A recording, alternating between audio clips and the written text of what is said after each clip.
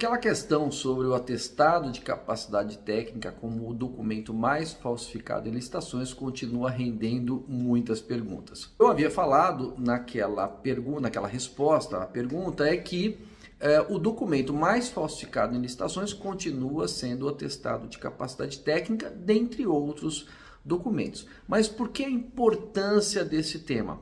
Porque há consequências para isso. Então, especialmente a consequência para a empresa que apresenta o atestado de capacidade técnica sabidamente falso numa licitação. Isso porque quando ela faz isso e alguém constata, e não é tão difícil assim constatar a falsidade do atestado, porque o mercado se mexe, o mercado está participando da concorrência, do pregão, da licitação, e o mercado muitas vezes observa a movimentação da empresa e sabe que uma empresa, por exemplo, pequena, não poderia ter um atestado daquele volume, ou uma empresa que é uma microempresa, uma empresa de pequeno porte, apresenta um atestado de capacidade técnica de volumes muito grandes, o que é incompatível, por exemplo, com a sua movimentação financeira, que a mantém dentro desse regime jurídico da micro e pequena empresa. Então, ou por diligência ou por provocação de um concorrente, se houver a constatação de que o atestado é falso, a empresa responderá, possivelmente, se esta informação for levada ao Ministério Público ou à autoridade policial pelo pregoeiro ou por qualquer participante da licitação ou por qualquer cidadão,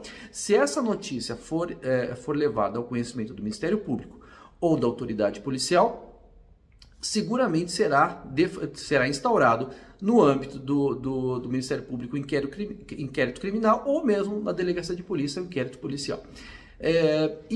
A empresa que apresentou o atestado de capacidade técnica poderá responder pelo crime do artigo 304 do Código Penal, que é o uso de documento falso. Obviamente, na investigação vai ser necessário saber o que levou a empresa a fazer aquilo e quem fez aquela falsificação. Se a falsificação é de todo o documento, haverá possivelmente a tipificação do crime de falsidade documental, ou se alguém produziu o documento falso, o documento é verdadeiro, mas o conteúdo é falso, e aí a empresa ou a pessoa que produziu aquele documento responde por falsidade ideológica.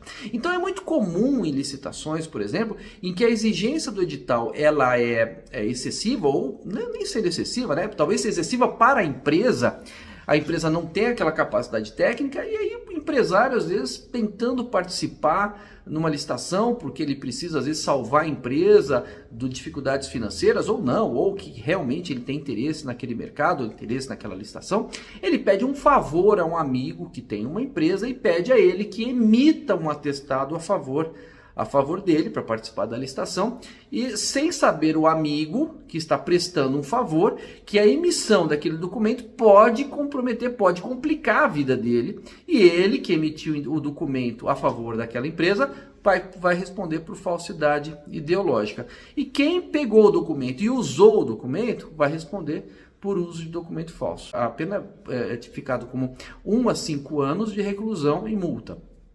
Então, as empresas devem estar absolutamente conscientes de que o uso de um documento falso ou com conteúdo falso, ele pode sim comprometer a participação e, além disso, poderá poder ensejar um processo penal contra o dirigente.